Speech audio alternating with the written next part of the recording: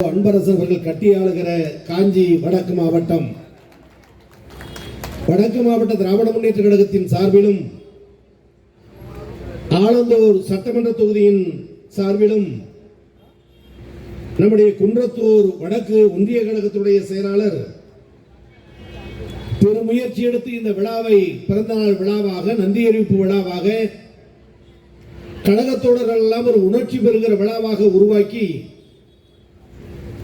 இது கூட்டிய கூட்டம் அல்ல, கலைஞர் மீதும் இயக்கத்தின் மீதும் தளபதி மீதும் அன்பரசன் மீதும் மாறாத தொண்டர்களால் கூடப்பட்ட கூட்டம் என்பதை தமிழகத்திற்கு எடுத்துக்காட்டக்கூடிய வகையில் இன்றைக்கு ஐயப்பன் தாங்கலில் ஆலந்தூர் தொகுதியில் முதல் திருவிழா தொடங்கி இருக்கிறது.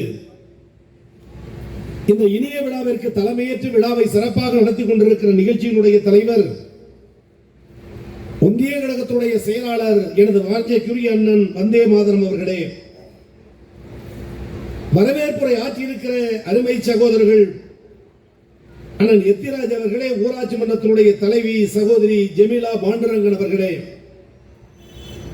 முன்னிலையற்ற நிகழ்ச்சியில் பங்கெடுத்திருக்கிற இயக்கத்துடைய முன்னணி தலைவர்கள், மாவட்ட செயலாளர் எழுகிற கட்டளையை தலைமையில் ஏற்று பணியாற்றுகிற எங்கள் அன்பு சகோதரர்கள், அருமை அண்ணன் மண்டல குழு தலைவர் அண்ணன் சந்திரன் அவர்களே, கண்டோன்மெண்ட் நகர செயலாளர் அண்ணன் பாபு அவர்களே, ஒன்றிய கவுன்சிலர் சகோதரி உஷா நந்தினி அவர்களே, ஒன்றிய கவுன்சிலர் சகோதரி லோகநாயகி சாமிநாதன் அவர்களே, இந்த நிகழ்ச்சியிலே கலந்து கொண்டு எழுச்சி உரையாற்றி மேடையில் வீற்றிருக்கிற மாவட்ட கழகத்துடைய செயலாளர், மாவட்ட கழகத்தின் மகத்தான செயலாளர், இந்த நிகழ்ச்சியிலே நான் கலந்து கொண்டு உரையாற்றுவதற்கும் காரணமாக இருக்கிற என்னுடைய அரசியல் வளர்ச்சியில் எல்லா படிநிலைகளும் எனக்கு ஒரு படிக்கட்டாக இருந்து என்னை உயர்த்திவிட்ட எனது ஆருயிர் அண்ணன், அன்பின் சிகரம், முன்னாள் அமைச்சர், மக்கள் தொண்டர், மாசற்ற தொண்டர், எங்கள் ஆருயிர் அண்ணன் தாமு அன்பரசன் அவர்களே, நிகழ்ச்சியிலே கலந்து கொண்டு உரையாற்றி விடைபெற்று சென்றிருக்கிற கழக பொருளாளர், அமைப்பு செயலாளர் உள்ளிட்ட எங்கள் அருமை முன்னணி தலைவர்களே, கலந்து கொண்டு பெருமை சேர்த்திருக்கிற சுற்றுச்சூழல் அணியுடைய துணை அமைப்பாளர் சாய் ஜெயந்த் பாரதி அவர்களே, மதிப்பிற்கு மரியாதைக்குரிய அன்பிற்கினிய உமாமகேஸ்வரி வந்தே மாதரம் அவர்களே, அண்ணன் பூபாலன் அவர்களே, தலைமை பொதுக்குழு உறுப்பினர் பாஸ்கரன் அவர்களே, என்னுடைய அருமை சகோதரர் பொதுக்குழு உறுப்பினர் பொறியாளர் அன்பு தம்பி சதீஷ் அவர்களே, இளைஞரணி மாவட்ட அமைப்பாளர் சகோதரர் கோல்டு பிரகாஷ் அவர்களே, அண்ணன் தீகா பாஸ்கரன் அவர்களே, ஜெயகரன் அவர்களே, அன்பிற்கினிய சாரதி பெரியநாயகம் அவர்களே, சுதாகரன் அவர்களே, ஜெயராம் மார்த்தாண்டன் அவர்களே, ஒன்றிய கழகத்துடைய நிர்வாகிகள் சுந்தர் அவர்களே, பொன் ஜீவா அவர்களே, பூங்கொடி அரசு அவர்களே, ராஜா தேசிங் அவர்களே, சந்தானம் அவர்களே, துளசிங்கம், ராஜேந்திரன், குமரவேல், அன்பழகன், தமிழரசு உள்ளிட்ட நிர்வாகிகளே, அண்ணன் டில்லி பாபு அவர்களே, என்னோடு இந்த நிகழ்ச்சியில் பங்கெடுத்து பெருமை சேர்த்திருக்கிற பச்சைய பெண்களுடைய முன்னாள் பேராசிரியர் அன்பிற்கினிய முனைவர் கிருஷ்ணசாமி அவர்களே, வருகை தந்திருக்கிற என்னுடைய அன்பு சகோதரர் ஒன்றிய உறுப்பினர் துக்காட்சி செல்வகுமார் அவர்களே, என்னுடைய அருமை தம்பி டி சர்வேஸ் அவர்களே, நிகழ்ச்சிக்கு நன்றி கூற இருக்கிற சகோதரர் ஒன்றிய இளைஞர் அமைப்பாளர் ஜனார்தன் அவர்களே, அனைத்து அணிகளிலும் பணியாற்றக்கூடிய அருமை தோழர்களை, அழைப்பதில் இடம்பெற்றிருக்கிற இயக்கத்தினுடைய அண்ணன்மார்களே, காவலர் என்பர்களே, வர்த்தக பெருமக்களே, இயக்கத்திற்கு அப்பாற்பட்ட நடுநிலையாளர்களே, நல்லவர்களே, பெருந்தலாக வந்திருக்கிற எங்கள் அன்பு சகோதரிகளே, எல்லாவற்றையும் உச்சத்தில் ஒரு வரியில் சொல்ல வேண்டும் எனால் கலைஞரின் உயிருக்கும் மேலான அன்பு உடன்பிறப்புகளே, உங்கள் அனைவருக்கும் வணக்கம். அனைவர் பெயரும் சொல்லும் பொழுது பார்த்து கொண்டிருந்த நம்முடைய மக்கள், நமது ஐயப்பன் பகுதியை சார்ந்த மக்கள், ஆலந்தூர் தொகுதி மக்கள், கலைஞரின் உயிருக்கு மேலான இந்த அன்பு உடன்பிறப்புகளை என்ற ஒற்றை சொல்லில் எல்லா கழகத்தோழர்களும் கரவொலி எழுப்பினார்கள் என்று சொன்னால், நான் அறிந்தவரை, தெரிந்தவரை, பார்த்தவரை, ஒரு ஒற்றை சொல்லுக்கு பல கோடி மக்களுடைய கரவொலியை பெற்ற ஒரே தலைவர் உலகத்தில் டாக்டர் கலைஞர் என்ற ஒரு மகத்தான தலைவர். அவர் பேச்சுக்கு நிகராக இன்னொரு பேச முடியாது, அவர் எழுத்துக்கு நிகராக இன்னொருவர் எழுத முடியாது. இயக்கத்தை துவக்கியது பேராசன் அண்ணா என்றாலும் இந்த இயக்கத்தை பெரியார் வழியில், அண்ணா வழியில் கட்டி காத்த மாபெரும் இமயமலை இன்னைக்கு நினைவில் வாழ்கிற டாக்டர் கலைஞர் என்பதை எந்த தமிழனும் மறந்துவிட முடியாது. இங்கே பொருளாளர் அவர்களும் அமைப்பு செயலாளர்களும் உரையாற்றி நம்முடைய மதிப்புமிகு அண்ணன் மாவட்ட கழக செயலாளர் அமைச்சர் பெருந்தகை அண்ணன் தாமு அன்பரசன் அவர்கள் நீண்ட நெடிய நேரம் பேச வேண்டிய சூழல் இருந்தும் அடுத்தடுத்த பணிகள் இருக்கிற காரணத்தாலும் அடியேன் சில நேரம் பேச வேண்டும் என்பதற்காக சுவையான சில செய்திகளை பகிர்ந்து மேடையிலே வீற்றிருக்கிறார். என்னைய தினம் முன்னாள் அமைச்சர் என்று சொல்லுகிறோம், என்னாலும் அமைச்சர் என்று சொல்லுகிறோம், சட்டமன்ற உறுப்பினராக இருந்தவர் என்று சொல்லுகிறோம். ஆனால் திராவிட முன்னேற்ற கழகத்திற்கு துரோகம் விளைவித்த நேரத்தில், சோதனை வந்த நேரத்தில், தமிழகத்தில் பல மாவட்ட இளைஞரணி அமைப்பாளர்கள் என்ன செய்வது என்று விழிபிதுங்கி இருந்த நேரத்தில், அண்ணா அறிவாலயத்தில் வருவதற்கு ஆள் இல்லை என்று கழகத்தோர்கள் இயக்கம் கொண்ட நேரத்தில், ஆலந்தூர் முதல் அச்சரப்பாக்கம் வரை திராவிட முன்னேற்ற கழகத்தை தட்டி எழுப்பிய ஒற்றை தொண்டன் அண்ணன் தாமு அன்பரசன். இன்றைக்கு இயக்கம் ஆலமரமாக இருக்கிறது. எல்லா நிலையிலும் வளர்ச்சி பெற்றிருக்கிறோம். அகில இந்திய அரசியலில் கொடிகட்டி பறந்தோம். தமிழ்நாட்டு அரசியலில் தொடர்ந்து ஆட்சி செய்தோம். உள்ளாட்சி நிர்வாகத்தில் நாம் தான் ஆட்சி செய்தோம். கூட்டுறவுத்துறையில் நாம் தான் ஆட்சி செய்தோம். அனைத்து அரசு நிறுவனங்களும் திராவிட முன்னேற்ற கழகத்தின் கைவசம் இருந்தது.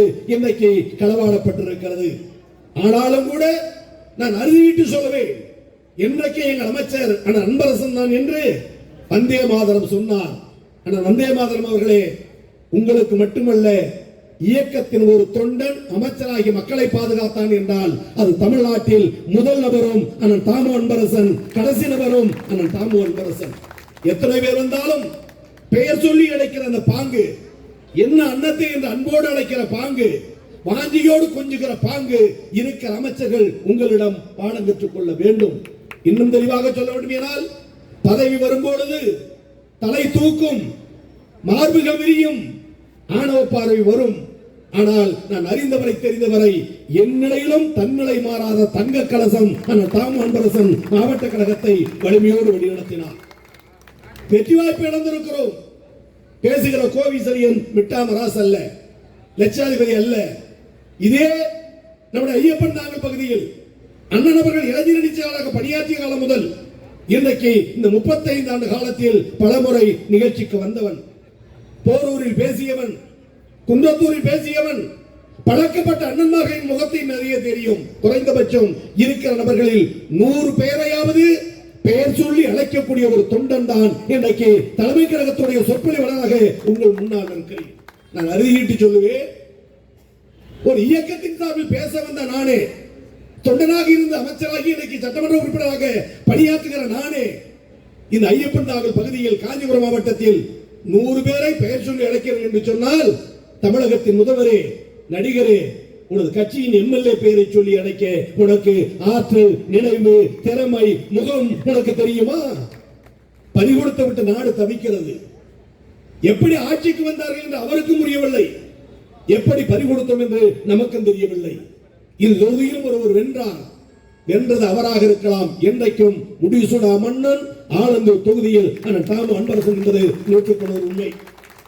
புரியும் வகையில் சொல்ல வேண்டும் என்றால், ஒரு தேதி குறிப்பிடுங்கள், எந்த தேதியாக இருக்கட்டும். ஒரு வீதியை குறிப்பிடுங்கள், எந்த வீதியாக வேண்டுமானால் இருக்கட்டும்.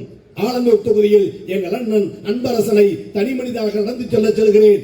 அவருக்கு விடுகிற வணக்கங்கள், கும்பிடுகள், மரியாதை, மதிப்பு இன்னைக்கு வெற்றி பெற்ற சட்டமன்ற உறுப்பினருக்கு அந்த வீதியில் இருந்திருந்தால் உன்னை ஏற்றுக்கொள்வோம். தெரியுமா?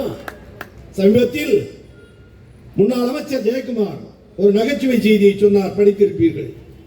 ஊர் மக்கள் எல்லாம் ஒன்று கூடி ஒரு எம்எல்ஏ வீட்டுக்கு முன்பு சென்று குடிநீர் பிரச்சனை, தண்ணீர் வரவில்லை, 4 நாளாக கஷ்டப்படுகிறோம் என்று சொல்லுவதற்கு கும்பலாக போகிறார்களாம். உள்ளே இருந்து ஒருவர் வருகிறார், வந்து என்னவென்று கேட்கிறார். எம்எல்ஏ பார்க்கணுங்கிறாரு. எம்எல்ஏ அன்னிட்டு இருக்கேன்னு சொன்னாரா?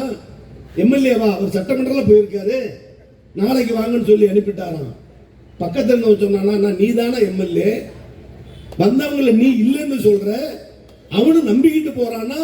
உன் முகத்தை பார்க்காமல் ஓட்டு போட்டு தமிழ்நாட்டை கோட்டை விட்ட மக்கள் தமிழகத்தில் இந்த ஆட்சியை தவிர வேற எந்த ஆட்சியாக இருக்க முடியும்? எந்த ஆட்சியாக இருக்க முடியும்? எனவேதான் மீண்டும் மீண்டும் கேட்பதெல்லாம், உழைத்த மக்கள் எங்கே? இன்னைக்கு முதலமைச்சராகிவிட்டார், 1 மாத காலம் நெருங்கிறது, சட்ட ஒழுங்கு கெட்டு போய்விட்டது, எங்க பார்த்தாலும் குற்றச்சாட்டுகள், போதைப் பொருளை அடக்குவதற்கு முடியவில்லை, அதிகாரிகளை மாற்றி இருக்கிறாய், நிர்வாகத்தை நீ சரி செய்வன் என சொல்லி இருக்கிறாய். இன்றைக்கும் 10 ரூபாய் பாட்டிலுக்கு என்று பாட்டு பாடினீர்களே, உங்கள் ஆட்சியில் அந்த 10 ரூபாய் வாங்காமல் நிர்வாகத்தை நடத்துவதற்குரிய துணிவு உண்டா? எனவே பொய்யையும் பித்தலாட்டத்தையும் மக்கள் மத்தியில் எடுத்து சொல்லி ஒரு கவர்ச்சியின் மூலம் அதற்கு கூட வருத்தப்படுகிறாரா? நான் என்ன கவர்ச்சியில ஆட்சிக்கு வந்தேன் என்று. உங்களிடம் சினிமா கவர்ச்சியை தவிர வேற என்ன கவர்ச்சி இருக்கிறது? திறமையா, தியாகமா, ஆற்றலா, அறிவா, நினைவாற்றலா என்ன இருக்கிறது? திரைப்படத்தில் நடித்துவிட்டு ஆட்சிக்கு வர வேண்டும் என்று துடித்து இறுதி கட்டத்தில் தேர்தலில் நின்று இன்றைக்கு நீங்கள் வெற்றி பெற்றிருக்கிறீர்கள். ஆனாலும் ஒட்டுமொத்த 234 சட்டமன்ற உறுப்பினர்களில் நீங்கள் வெற்றி பெற்றது வெறும் 107.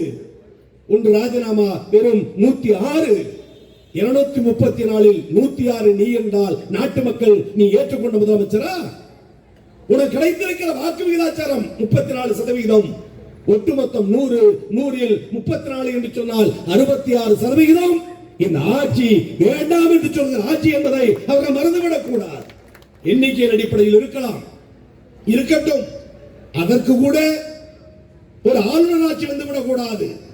பாரதிய ஜனதா கால் பதித்து விடக்கூடாது. அமித்ஷாவும் மோடியும் மற்ற மாநிலங்களில் ஆட்டம் போடுவது போல் தமிழகத்தில் ஆட்டம் போடப்படக் கூடாது என்று சொன்ன திராவிட சூரியன் தமிழ்நாட்டினுடைய ஒப்பற்ற தலைவர் அண்ணன் தளபதி எடுத்த முடிவு, தன்னை சந்தித்த தோழமை கட்சிகள் ஒவ்வொரு கட்சியாக பெயரை சொல்லலாம், சந்தித்த பொழுது நீங்கள் எந்த முடிவு வேண்டுமானாலும் எடுத்துக் கொள்ளலாம், இது உங்கள் கட்சி, உங்கள் முடிவு, உங்கள் விருப்பம் என்று தன்னிடம் வெற்றி பெற்று சென்ற எம்எல்ஏகளுக்கு கூட ஜனநாயக அடிப்படையில் நீங்கள் முடிவெடுத்துக் கொள்ளுங்கள் என்று சொன்ன ஒரு ஜனநாயகவாதி நம்முடைய அன்பு தலைவர் அண்ணன் தளபதி என்று சொன்னால் இந்த ஆட்சி யாருடைய கையில் இருக்கிறது? உன்னை ஆள விட்டிருப்பது யார்? வெறும் 106 எம்எல்ஏ இருந்தால் நாட்டை ஆண்டு விட முடியுமா? வெற்றி பெற்று வந்திருக்கிறார்கள் எங்கள் தோழமை இயக்கம், காங்கிரஸ் கட்சி, விடுதலை சிறுத்தை, கம்யூனிஸ்ட் பேர் இயக்கம், இந்திய யூனியன் முஸ்லிம் லீக். நான் பணிவோடு கேட்கிறேன், திராவிட முன்னேற்ற கழக தலைவருடைய உழைப்பு, இளைஞரணி செயலாளருடைய உழைப்பு, திமுக தொண்டனுடைய வியர்வை, திமுக தொண்டனுடைய அயராத அந்த அர்ப்பணிப்பு, இவர்கள் இருந்த காலத்தால் வெற்றி பெற்றதற்கு பிறகு நீங்கள் வெளியில் ஆதரவு அமைச்சரிடம் என்று தேடி சென்றிருக்கிறீர்கள். அவர் வாய்ப்பு தந்திருக்கிறார் என்று சொன்னால் தீய சக்தி என்று சொன்ன அந்த தலைவர், தீய சக்தி என்று சொன்ன அந்த முதலமைச்சர் இன்னைக்கு உடனிருக்கிற சகோதரர்களை வைத்துக் கொண்டு ஆட்சி நடத்துகிறாரே. அந்த தீய சக்தி தொண்டன் திமுக போட்ட ஓட்டு, அவர்கள் பெற்ற எம்எல்ஏ என்ற பரிசு என்பதை யாரும் மறந்துவிட முடியாது. எனவே மீண்டும் மீண்டும் சொல்லுகிறோம், பணிவோடு சொல்கிறோம், நாட்டில் முதலமைச்சர் விஜய் என்றாலும் உட்காருவதற்கான நாற்காலி திமுக தொண்டனுடைய உழைப்பு, உழைப்பு, உழைப்பு மறந்துவிடக் கூடாது. உங்கள் தயவில் நாங்கள் இல்லை, ஆனால் எங்கள் தயவில் நீங்கள். என்ன புதுமை கண்டுவிட்டீர்கள்? கோட்சூட் போட்டு வருகிறீர்கள், மாற்றம். முகத்தை சவர செய்வதில்லை, மாற்றம். டிஃபன் பாக்ஸில் சாப்பிடுகிறீர்கள், மாற்றம். காலையிலிருந்து மாலை வரை உட்கார்ந்து இருக்கிறீர்கள், மாற்றம். தமிழ்நாடு வேற என்ன மாற்றம் கண்டுவிட்டது? தங்கசாலையில் வெள்ளியிலான பேருந்துகள் போகிறதா? மாற்றம் தருவதற்கு தேனாய் மழை பொழிகிறதா? வீட்டுக்கு வீடு அள்ளி கொடுக்கிறாயா? என்னைக்கு சொல்கிறேன், கலைஞர் ஆட்சியும் சரி, எங்கள் அண்ணன் தளபதி ஆட்சியும் சரி, எங்கள் அண்ணன் அன்பரசன் அமைச்சர் பொறுப்பேற்று பணியாற்ற காலத்திலும் சரி, வீட்டுக்கு ஒருவராவது திமுக ஆட்சியில் பலன் பெற்றார்கள் என்ற சாதனையை உருவாக்கி தந்த தலைவர் கலைஞர். உங்களுடைய ஆட்சியில் என்ன சாதனை? ஒன்றை சொல், ஒரு மாத காலமாகிறது. ஒன்றை சொல் சொல்லுவதற்கு இடம் உண்டா? எங்கள் அண்ணன் கேட்டாரே, நான் ஆட்சிக்கு வந்தால் அடுத்த வினாடி 2500 சிஎம் சார், 2500 எங்கே? என் சகோதரி கேட்கிறார். நாங்கள் ஆட்சிக்கு வந்தால் 6 சிலிண்டர், 6 வேணா, ஒண்ணு கொடுத்து பாருங்க. நாங்கள் ஆட்சிக்கு வந்தால் மாமன் சீர், ஒரு பவுன் தங்கம், பட்டு புடவை எங்கே? எனவே பொய்யான வாக்குறுதிகளை சொல்லி நாட்டை ஆளுகிற நீ, எங்களால் கொண்டு வந்த கலைஞர் உரிமை தொகையை 1000 ரூபாய் மட்டும்தான் வழங்க முடிந்தது என்று சொன்னால், இதே தளபதியாக இருந்தால் அடுத்த மாதம் 2000 அள்ளி வழங்கி நாட்டு மக்களுடைய வாக்குறுதியை நிறைவேற்றி இருப்பார். முதலமைச்சராகிவிட்டு சொல்கிறார், எல்லாவற்றையும் துடைத்து விட்டு சென்று விட்டார்கள்.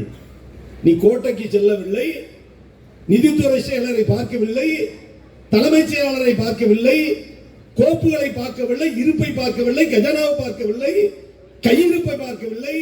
ஆனால் பதவி ஏற்றவுடன் நீ பேசுகிறாய், எல்லாவற்றையும் துடைத்து விட்டு சென்று விட்டார்கள். என்ன துடைத்து விட்டு சென்றோம்? நாங்கள் துரத்தி விட்டு சென்றது உண்மை என்றால் 18வது நாள் 1000 ரூபாய் வீதம் மகளிர்களுக்கு எங்கள் தளபதி சொன்னதற்கு பிறகு போட்டாயே அந்த பணத்தை கோட்டையில் விட்டு வந்தது திமுகவா? திமுக தலைவரா நீயா? துடைத்து விட்டு சென்றோம் என்கிறாயே. எப்படி மாத ஊதியம் வழங்கப்படுகிறது? எப்படி 1000 ரூபாய் வழங்கினாய்? கலைஞர் முதலமைச்சர் வண்ண தொலைக்காட்சி தருவோம் என்று சொன்னோம். 1 கிலோ அரிசி 2 ரூபாய் என்று சொன்னோம். கூட்டுறவு சங்கக்கான ரத்து என்று சொன்னோம். இலவச மின்சாரம் உண்டு என்று சொன்னோம். 8ஆம் வகுப்போரை பஸ் பாஸ் என்று சொன்னோம்.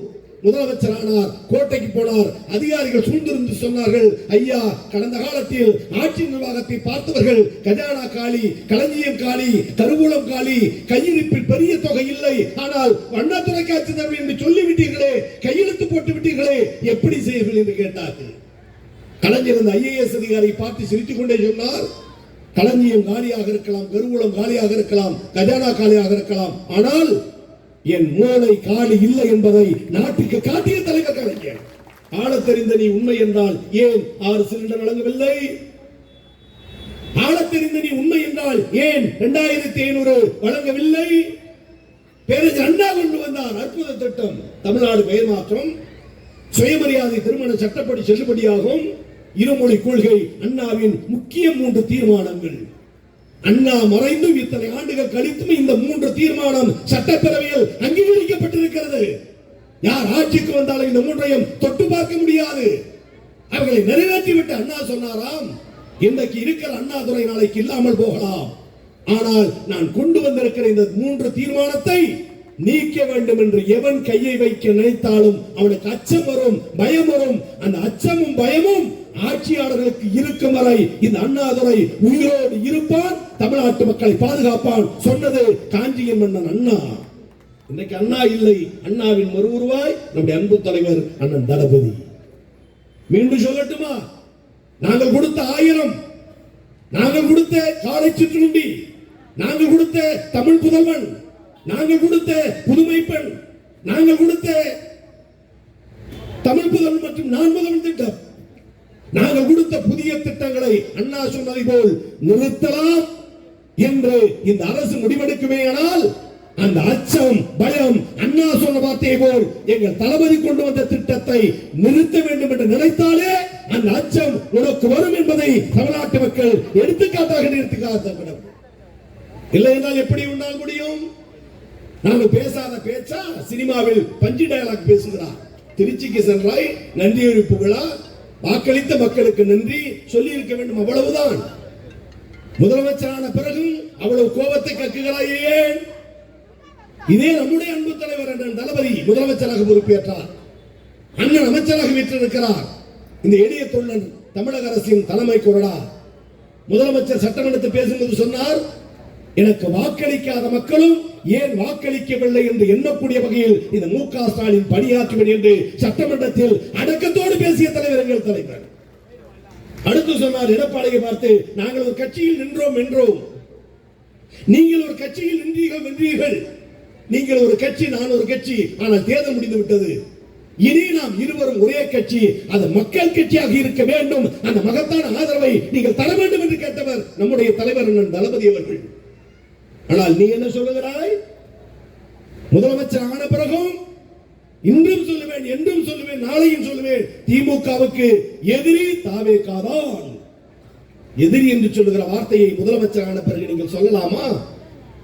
இந்திய அரசியலமைப்பு சட்டம் ஏற்றுக்கொள்ளுமா? ஒரு கட்சியின் தலைவராக பேசட்டும், முதலமைச்சராக பொறுப்பேற்ற பிறகு ஓட்டு போடுகிறோம் இல்லையோ, திமுக தொண்டனுக்கும் சேர்த்து முதலமைச்சர் விஜய் என்ற வெறும் என்பதை மறந்துவிடக் கூடாது. அண்ணா அப்படி பேசி இருப்பாரா? காமராஜர் அப்படி சொல்லி இருப்பாரா? கலைஞர் அப்படி பேசி இருப்பாரா? அரசியலில் பக்குவம் இல்லை.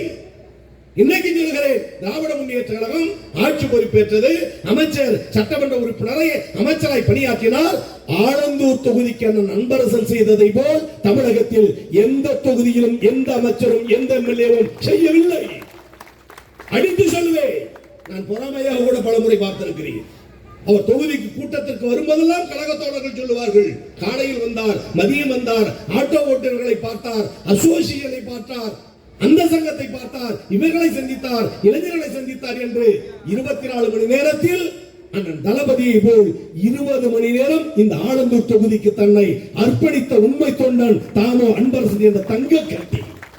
இன்னைக்கு வெற்றி வாய்ப்பு இழந்திருக்கிறோம், வீட்டிற்கு சென்று தூங்குகிறோமா? ஆட்சி அதிகாரம் இல்லை, அடங்கி போயிருக்கிறோமா?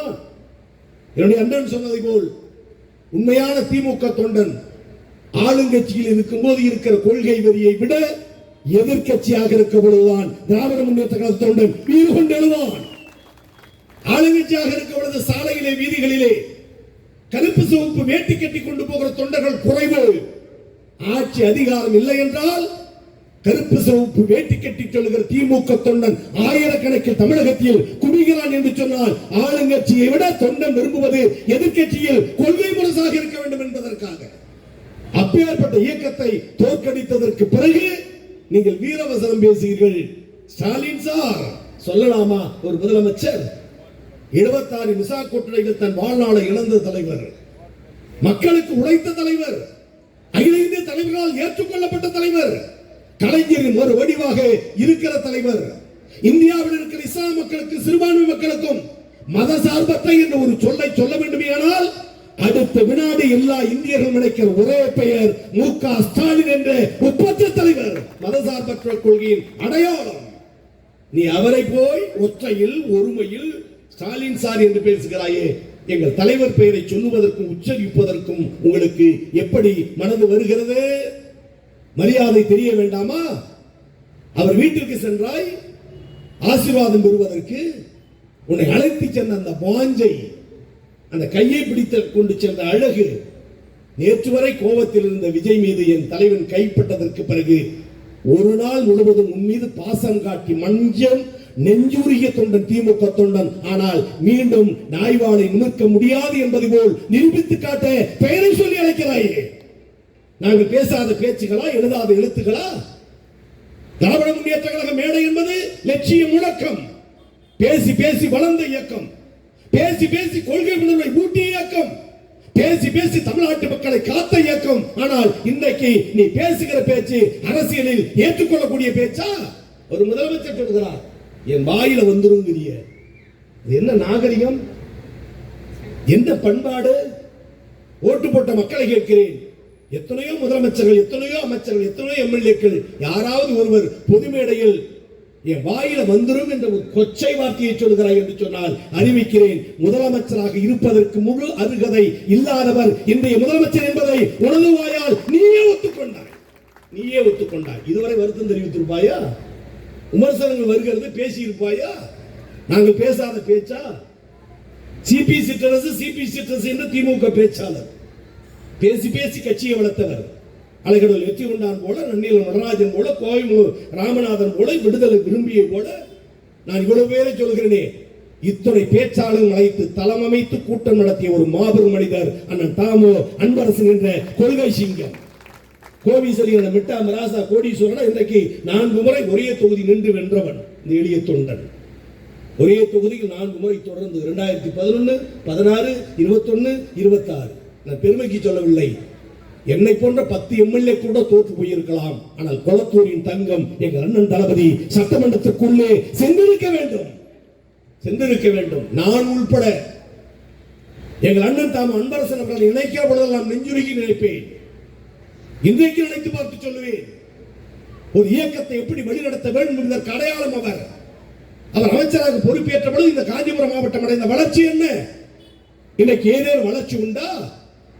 நான் உயர்கல்வித்துறை அமைச்சராக தலைவர் அவர்கள் பொறுப்பை எனக்கு தந்த பொழுது ஒரு 16 கல்லூரிகள் வழங்கப்பட வேண்டும் என்ற சூழல் வந்த பொழுது வந்திருந்த கல்லூரிகளில் முதலில் நான் ஒப்புதல் தந்த முதலமைச்சரிடம் கேட்டு பெற்ற தொகுதி ஆலந்தூரில் அரசு கலை அறிவியல் கல்லூரி. 21 கோடி ரூபாய் பணம், ஒரே ஆண்டில் கல்லூரி, ஒரே ஆண்டில் கல்லூரி துவக்கம், ஒரே ஆண்டில் இடம், ஒரே ஆண்டில் கட்டடத்திற்கான நிதி. இந்த 4ம் செய்து காட்டிய ஒரே சாதனையாளர் தாமோ அன்பரசன். அதை ஒத்துக்கொண்ட தலைவர் தமிழ்நாடு முதலமைச்சர். என்ன செய்யவில்லை உங்களுக்கு? அந்த சிபிசி அரசு கூட்டங்களில் பேசுவார், மணிக்கணக்கில் பேசுவார், ரத்தம் சொட்ட சொட்ட பேசுவார். மறுநாள் மாற்று கட்சியினர் கூட்டம் போட்டு, குறிப்பாக காங்கிரஸ் கட்சி கூட்டம் போட்டு, சிபி சிற்றரசு சிபி சிற்றரசு என்று சொல்லுகிறீர்களே, அவர் எந்த நாட்டுக்கு சிற்றரசு? கிண்டல் கேலி நையாண்டி. மறுநாள் அமிர்தத்தோடு கூட்டம் போட்டு சொல்லுவார்களாம், சிபி சிற்றரசு எந்த நாட்டுக்கு சிற்றரசு என்று கேள்வி கேட்கிறீர்களே. நீங்கள் ராஜாஜியை, மூதறிஞர் ராஜாஜியை சக்கரவர்த்தி ராஜகோபாலாச்சாரி என்று சொல்லுகிறீர்களே, அந்த ராஜாஜி எந்த நாட்டுக்கு சக்கரவர்த்தியோ அந்த நாட்டுக்கு பக்கத்து நாட்டு சிற்றரசு எங்கள் சிபி சிற்றரசு. இப்படி பேசுகிற கொள்கை உணர்வு உனது கூடாரத்தில் ஆள் உண்டா? உண்மை என்று பேச முடியுமா? இன்னைக்கு சொல்கிறேன், கலைஞரை போல் தமிழ்நாட்டு மக்களை பாதுகாத்த தலைவர் யார்? இன்னைக்கு எதிர்கட்சி தலைவர் உதயநிதி ஸ்டாலின் அவர்கள் சட்டமன்றத்தில் பேசும்போது சொன்னார், பக்குவமாக சொன்னார், எங்கள் வாக்குறுதிகளை தொடர்ந்து நிறைவேற்று, உனது வாக்குறுதியை எப்போது நிறைவேற்றுவாய் என்று கேட்டார். எனவே காலம் இருக்கிறது, விரைவில் ஓடும். எந்த தேர்தல் வந்தாலும் திமுக இனி வெற்றி பெறும். நின்றத்தில் அனைத்திலும் வென்று காட்டிய தலைவர் அன்பு தலைவர் கலைஞர் இல்லாத நிலையிலிருந்து இந்த தேர்தல் முடியும் வரை அனைத்து தேர்தலிலும் வென்று காட்டிய சாதனையாளர் நம்முடைய அன்பு தலைவர் அண்ணன் தளபதி அவர்கள். எனவே ஆலந்தூர் தொகுதி மக்கள், எனவே நம்முடைய ஐயப்பன்தாங்கல் பகுதி மக்கள் என்றைக்கும் திராவிட முன்னேற்ற கழகத்துக்கு வலுவாக இருந்து அமைச்சருக்கும் வந்தே மாதரத்துக்கும் கழக தோழர்களுக்கும் பக்கபலமாக இருப்போம் என சொல்லி வாழ்க கலைஞர், வாழ்க கலைஞர், கலைஞரின் புகழ் ஓங்கி